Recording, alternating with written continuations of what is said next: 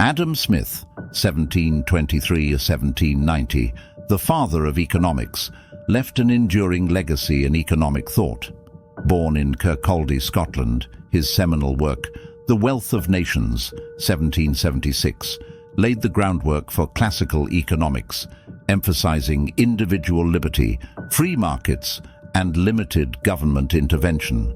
Smith's impact extends beyond economics. His ideas, including the invisible hand and the division of labor, shaped modern economic theory.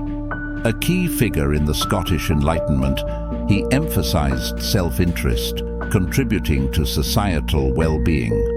Adam Smith's exploration of economic and moral principles paved the way for classical liberal thought, profoundly influencing both economic and intellectual history. Now let's dive in Smith's most popular quotes. The real tragedy of the poor is the poverty of their aspirations.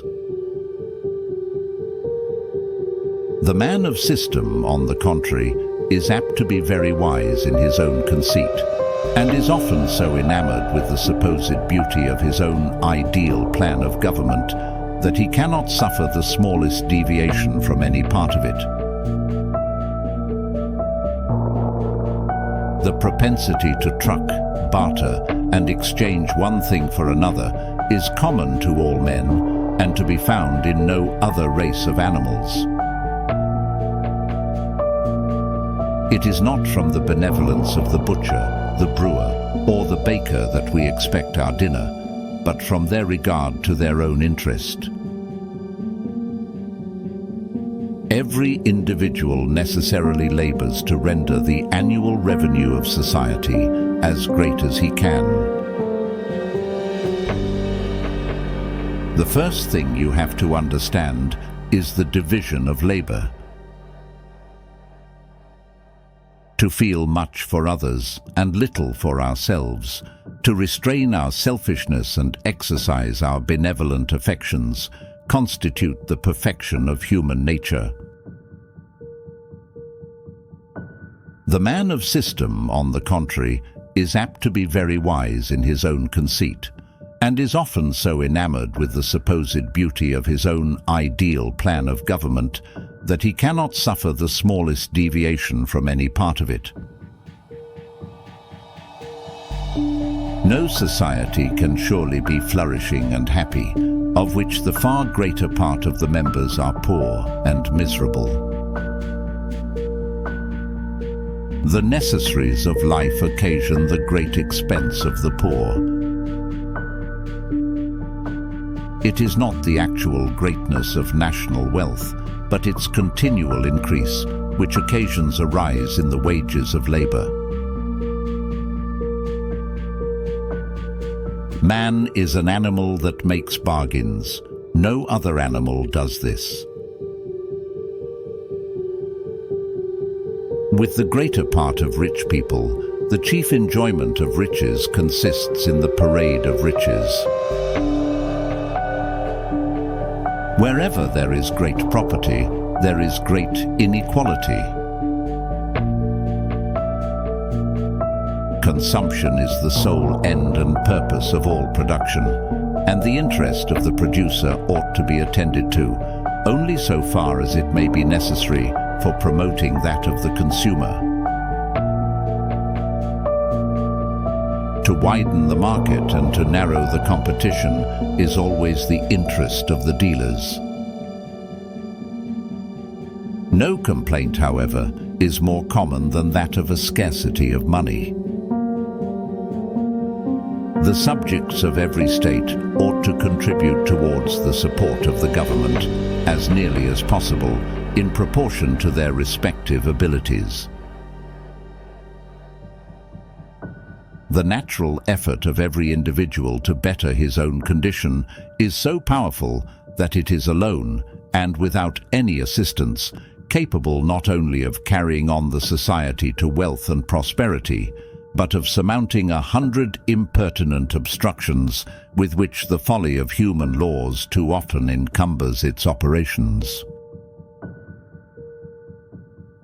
the theory that can absorb the greatest number of facts and persist in doing so, generation after generation, through all changes of opinion and detail, is the one that must rule all observation.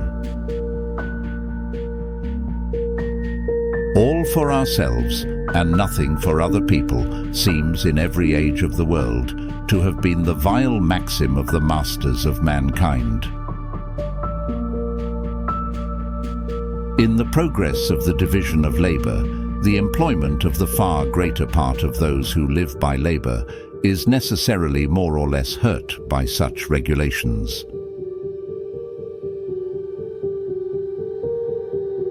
The uniform, constant and uninterrupted effort of every man to better his condition, to improve his own lot, to make his own life more comfortable, to have a better chance of being able to gratify his own desires, is what is called the principle of industry. No society can surely be flourishing and happy, of which the far greater part of the members are poor and miserable. All money is a matter of belief. With the greater part of rich people, the chief enjoyment of riches consists in the parade of riches. The proprietor of stock is necessarily a citizen of the world and is not necessarily attached to any particular country. No complaint, however, is more common than that of a scarcity of money.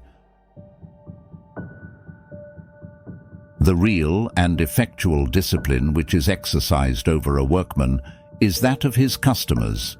It is the fear of losing their employment which restrains his frauds and corrects his negligence. At the end of this trip, Adam Smith's episode in history concludes with an enduring impact on economic and intellectual realms. As the father of economics, his emphasis on individual liberty, free markets, and limited government intervention, articulated in The Wealth of Nations, remains foundational.